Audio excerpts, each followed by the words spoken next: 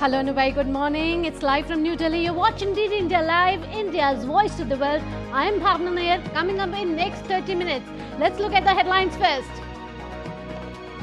Probe ordered in stampede incident at a religious gathering in Hathras in India's Uttar Pradesh that has claimed 116 lives. Prime Minister Narendra Modi expresses condolences, assures all health. US President Joe Biden faces voices of dissent from within the party. Aide says 25 House Democrats prepare to call for Biden to step aside.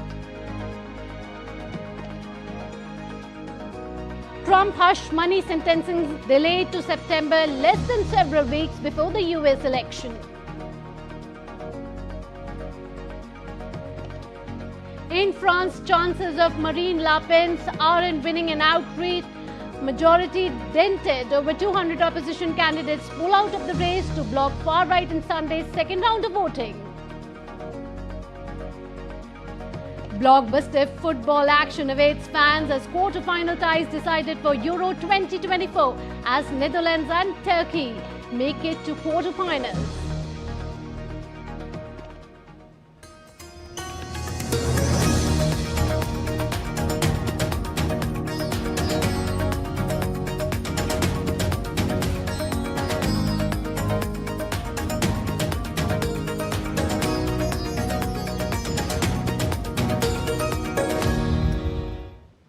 And after the headlines, let's look at the news in detail. The death toll in the tragic incident in North India's Hathras has risen to 116. 80 injured are being treated at various hospitals. India's Prime Minister Narendra Modi and Uttar Pradesh Chief Minister Yogi Adityanath have announced financial assistance to Rs 200,000 each to the family of the deceased.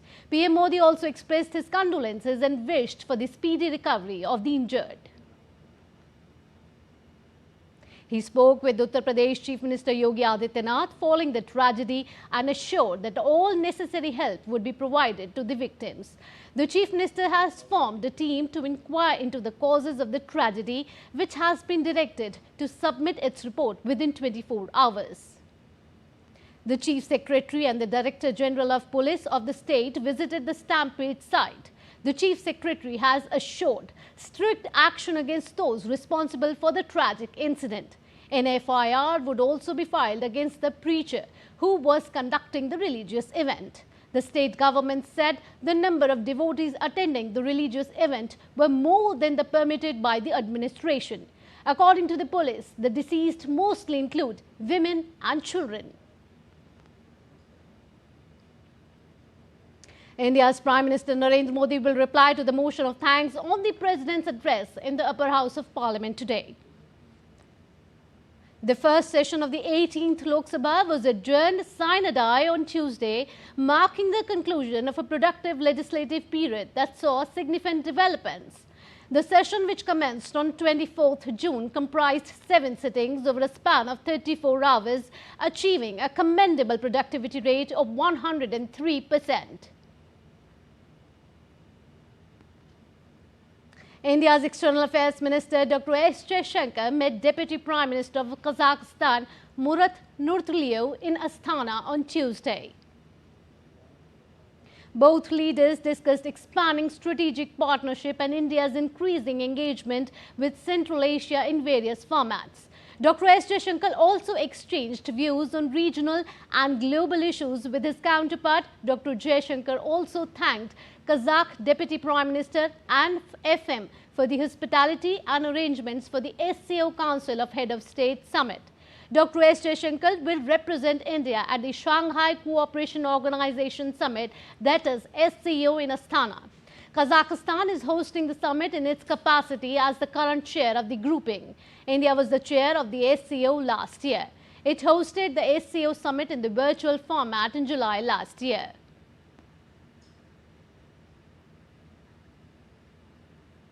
Let's now take a look at other stories making new news today. India's first solar mission Aditya L1 spacecraft has completed its first halo orbit around the Sun-Earth L1 point. The Indian Space Research Organization said the Aditya L1 mission was launched on September 2, 2023 and was inserted in its targeted halo orbit on January 6, 2024. The 38th Hyderabad Sailing Week 2024 has begun on a grand note in the waters of Hussain Sagar Lake in Hyderabad. The event is being held under the aegis of EME Sailing Association, Laser Class Association of India and Sikandrabad Sailing Club at the Hussain Sagar Lake in Hyderabad. The week-long event is being held in 4 categories. 11-year-old Aradhya from Rewari in the Indian state of Haryana has made the nation proud by climbing the 3rd highest mountain, the Kanchenjunga.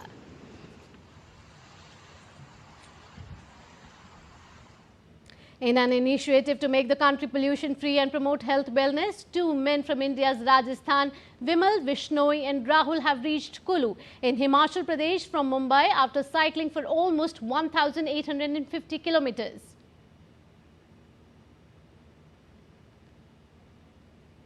And still to come on this edition of DD India Live. Kenya police clash with protesters as tax bill unrest continues. Hurricane Beryl approaches Jamaica as a Category 4 storm, leaves a trail of destruction in St. Vincent and Grenadines.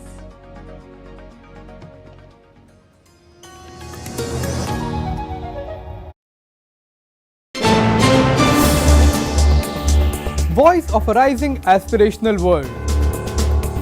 Stories of challenges, struggles and accomplishment. A world battling conflict, hunger and poverty. Embracing growth, development, science and technology. A voice of progress, a voice of unity. Watch Voice of the Global South with me, Akshay Dongre, only on DD India.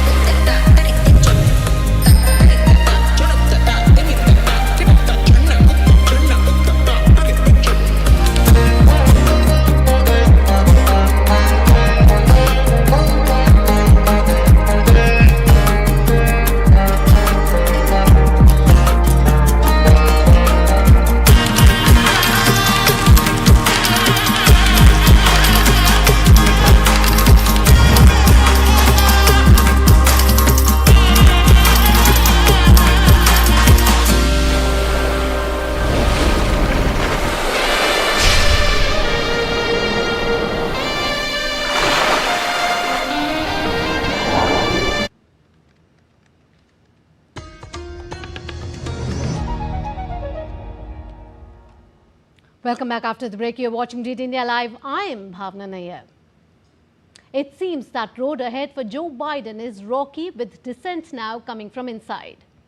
Some elected Democrats loyal to Biden have raised fresh questions on Tuesday about his 2024 re-election bid, with one calling from him to step aside.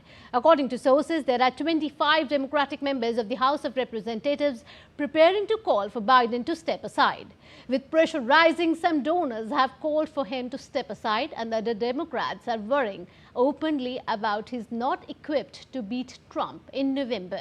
However, experts say whether Biden continues his 2024 bid for president after his halting debate performance against Republican presidential candidate Donald Trump is largely his decision. Fallout from the US presidential debate continues, with some pundits suggesting Vice President Kamala Harris is a better Democratic candidate than Joe Biden.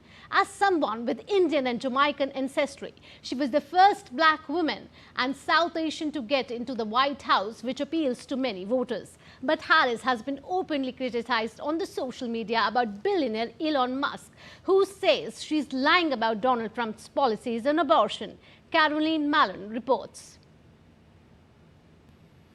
The race for the White House took a sharp turn last week after Joe Biden performed so badly in the debate against Donald Trump that Democrats began suggesting he needed to be replaced as their candidate. On his ticket is Vice President Kamala Harris, who is one of the strongest defenders of the president, saying he is still the better character for the job than Trump.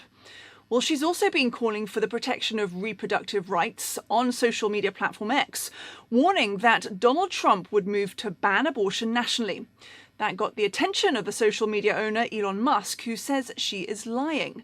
Well, in the debate, Trump took credit for the Supreme Court overturning of the constitutional right to abortion with Roe v. Wade and said it's good that it's now up to individual states to decide on abortion. In the past, Trump also suggested he likes the idea of a 16-week abortion ban, but that now there's no need for it because the power lies with each state's legislature. Abortion is likely to remain a contentious issue, though, in a nation in which half of the states now have banned or strongly restricted abortion. And it's a strong campaign topic for Democrats like Harris, who know it resonates with voters. Around 2/3 of people say abortion should be legal in most cases. Caroline Malone in Washington, reporting for DD India.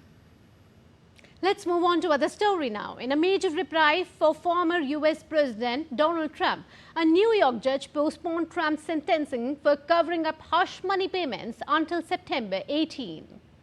The sentencing had previously been set for July 11, just days before the Republican National Convention begins in Milwaukee on July 15. The new timeline means Trump will likely have been nominated by his party to challenge Democratic President Joe Biden by the time he is sentenced. The conviction in New York in May made Trump the first former US president ever convicted of a crime. He was found guilty on 34 counts of falsifying business records to cover up hush money payments over his alleged affair with an adult film star in the run-up to the 2016 election. The UK is just days away from a general election that could see the Conservative Party out of power for the first time in 14 years.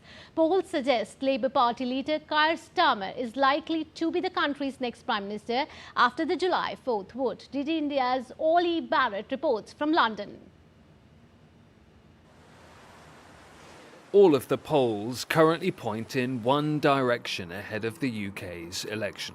So it looks at the moment as if Labour will win and win easily. That's not to say a win is guaranteed, but Rishi Sunak's Conservatives, in power in one form or another for 14 years, have struggled to eat into the Labour polling lead. So in the days after the election, Keir Starmer could be forming a government with a significant majority here at Parliament. That would bring huge opportunities for the centre-left party, but also huge challenges. After the COVID-19 pandemic, a war in Europe, a cost of living crisis, Britain's finances are creaking. Well, the big issues facing the government that takes office on the 5th of July is that there are public service improvements needed in the UK, health service, railways, parts of the education system. Economic growth in the UK has been sluggish all the way back to 2008, in fact. If Labour returns to power, the centre-left party's foreign policy is likely to include quite a lot of continuity with recent years. Relations with India will be a key focus. We think so. I mean, look, India is the most exciting economic story in the world right now. We are in the middle of the Indian decade, at the start of the Indian century. And I think whoever's in power in the UK will recognise that and want to prioritise the relationship with India. The Conservatives have also struggled with the rise of the right-wing Reform Party, which promises tougher action on immigration. Reform hopes to win the seaside seat of Clacton on the English south coast. Whatever happens there and elsewhere, it's already clear the makeup of the House of Commons will be very different. Ollie Barrett in London, reporting for DD India. Moving on, France's left-wing and centrist parties have withdrawn hundreds of candidates from the parliamentary elections in an effort to block the far-right party from the gates of power. Over 200 candidates from the President Emmanuel Macron's centrist camp and the left-wing alliance have stepped down. The mass exit came before a Tuesday registration deadline before the final runoff vote on Sunday. With no official list yet released, French media reported that the between 214 and 218 third-placed contenders had pulled out of the race in their constituencies. It means there will now be around 108 three-way races instead of just over 300. Last Sunday's first round produced a big victory for the party of Marine Le Pen, which won around 33% of the vote. A broad left alliance came second and President Emmanuel Macron's centrists third. Kenyan police fired tear gas and charged at stone-throwing protesters in the coastal city of Mombasa on Tuesday, extending a week of unrest. The protest, which started over nearly $2.7 billion of tax increases in a proposed finance bill, have grown into a nationwide movement against the corruption and misgovernance. The nationwide demonstrations signaled Ruto had failed to quell anger over economic hardship despite dropping plans for tax hikes. Caught between IMF demands to cut deficits and economic pressures, Ruto is facing escalating demonstrations in the days ahead. Meanwhile, Kenya's opposition parties, the Orange Democratic Movement, held a central committee meeting on Tuesday to deliberate on the ongoing crisis in the country. Opposition leader, runner-up in the last 4 presidential elections, backed the protesters and called on politicians to keep out of it and listen to the youths. As we speak, the reports are that upwards of 50 individuals have been illegally abducted and their whereabouts remain unknown. To make it worse, it is clear that no one in government is ready to take responsibility, to render an apology, or to make amends. The head of state himself has tried to distance his regime from these killings, injuries, and abductions, instead conjuring up theories when everyone can see the blood on his hands. We have the most callous, insensitive, and obtuse regime in the history of Kenya. It is no wonder that chants of Ruto must go are ringing out all across our land. Let's now take a look at the story now. Hurricane Beryl is on course to hit Jamaica on Wednesday, potentially bringing with its winds of more than 250 kilometers an hour and life-threatening storm surges. At least 4 people have been killed by this storm. It's the strongest hurricane to hit the region in this season. U.S. correspondent Nick Harper reports. A warning from the Prime Minister of Jamaica: take this hurricane as a serious threat. There is considerable concern that when Hurricane Beryl hits Jamaica later on Wednesday, it could cause significant damage. It's already passed through St Vincent and the Grenadines. There, the Prime Minister said that there was immense destruction, about 90% of the homes either damaged or completely destroyed. And we are seeing this trail of destruction being left by Hurricane Beryl, a Category 5 hurricane with winds of 250 kilometres an hour, moving its way through the Caribbean, from the east of the Caribbean all the way through to the Yucatan Peninsula on Mexico's eastern shore. We should see that happen by the end of this week. And by the end of this week, we could see a considerable death toll and certainly millions of dollars of damage. But we're also, on top of this, getting warning from scientists who are very concerned about what they're seeing. The fact that this hurricane has intensified as quickly as it has, that it has become a Category 5 hurricane, and that it is doing the devastation that it is. All of that is concerning scientists, because we should not be seeing a Category 5 hurricane of this power and strength this early in the hurricane season. Now, the hurricane season normally runs from the beginning of June until the end of November, but the peak of the activity is concentrated around the tail end of August, September into the early part of October. It is incredibly unusual to see what we're seeing at this early stage. Scientists saying that this sets a precedent, also a worrying tone for what we could see throughout the whole of this hurricane season. Sea surface temperatures have been at record level, at global level, for 14 months now. That is till the end of May. We'll get the figures for June, hopefully, later this week. So we've got very, very warm waters, and we need to bear in mind that It only takes one landfalling hurricane to set back, decades of development. And, we fear what is happening with Hurricane Beryl, which has hit very, very, very small islands in the Caribbean who are not used to this size of hurricane. We fear that, this is going to have a major knock on socioeconomic development. Also raising the alarm that with the warmer temperatures of the oceans that are creating the conditions for Hurricane Beryl, this could be what we will see in future years. Much stronger hurricanes as a result of climate change coming earlier in the season and creating huge amounts of damage. Nick Harper in Washington, reporting for DD India. And with that, that's all for this edition of DD India Live. I'm Bhavna Nair from all of us here in Delhi. Thanks for watching DD India Live.